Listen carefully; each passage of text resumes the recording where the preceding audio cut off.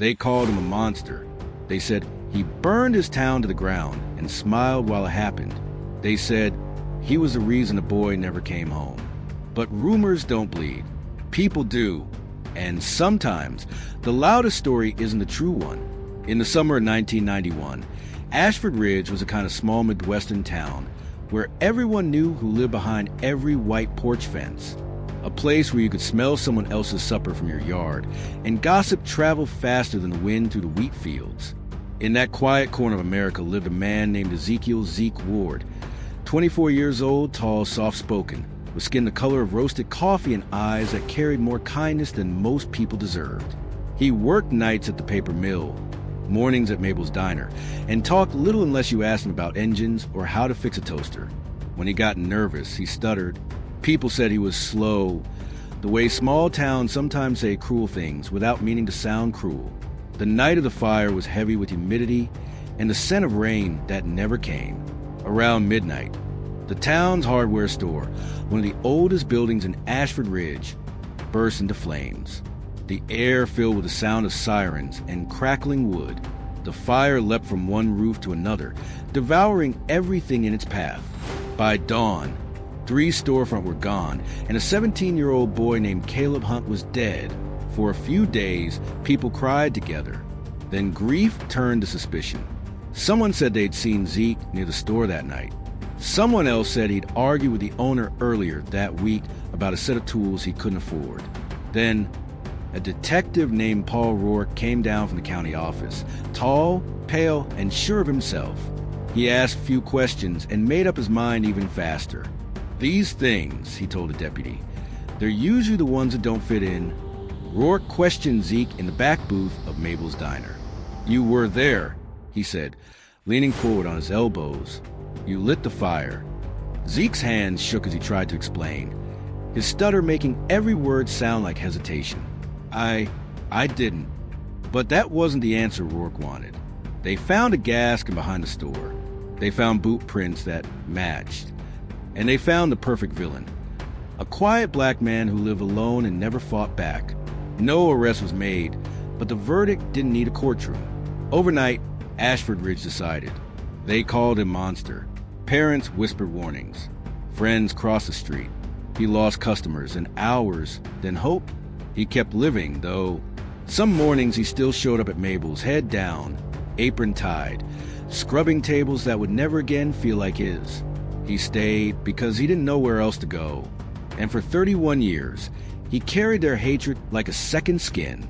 Then came Naomi Chun, an investigative journalist from out of town, 30-something, sharp and relentless. She hosted a podcast called Backroads, focused on stories small enough for the world to forget.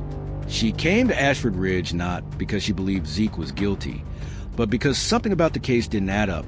The fire marshal's notes were inconsistent. Insurance documents were backdated. And the property, the very land where the fire had burned, had been sold months later to Strathmore Realty, a powerful company that built luxury lofts where the hardware store once stood. When Naomi showed Zeke a faded Polaroid she found in the county museum, his hands trembled. It showed the alley where the body had been found. And in the background, blurred by smoke, a man stood holding a metal can with a Strathmore logo. Zeke whispered, "That's not me." Naomi spent weeks digging through records, chasing dead ends. Then, in an old firefighter's garage, she found something that changed everything. A dusty labeled training footage, 1991. It showed the early minutes of the fire, long before firefighters arrived. A pickup truck pulled into the alley. A man jumped out wearing a Strathmore cap. Then the tape cut to static.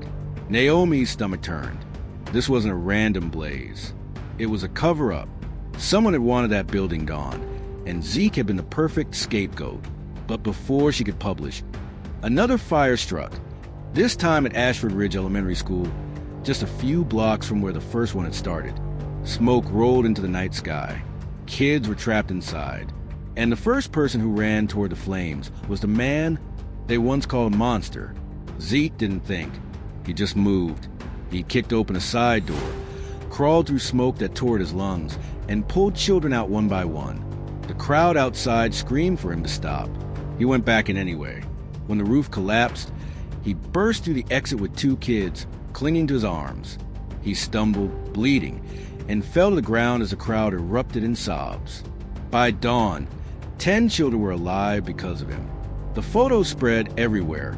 Zeke's smoke-streaked face, blood running down his arm, a little girl clutching his hand. The internet called him a hero, but Naomi couldn't stop thinking about the flames. The new school addition was under construction, under contract again with Strathmore Builders. Coincidence or history repeating itself? She went to the site trailer and demanded records. The supervisor laughed until she showed her recorder.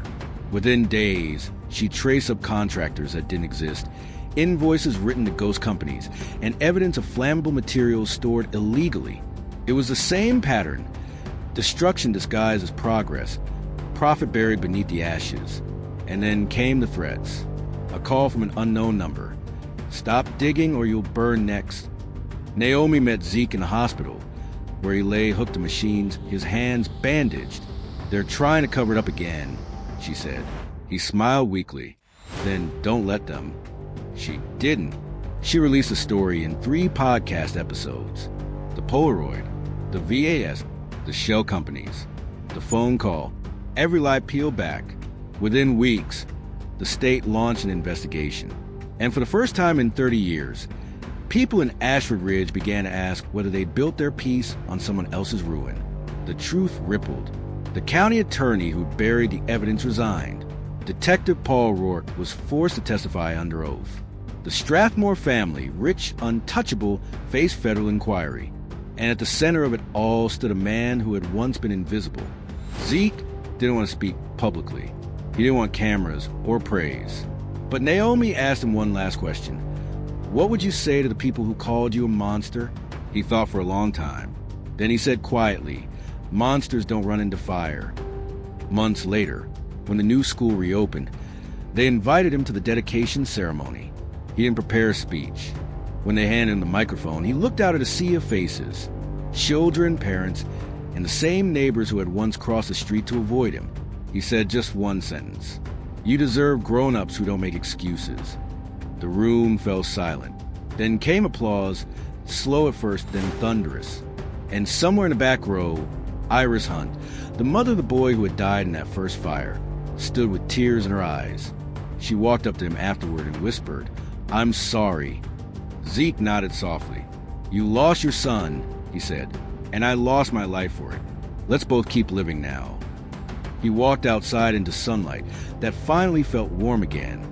Ashford Ridge never forgot the fires, but they also never forgot the man who refused to let them define him. In the end, Ezekiel Ward didn't need anyone to clear his name. He burned the lies away himself. They called him a monster. Decades later, he was a hero.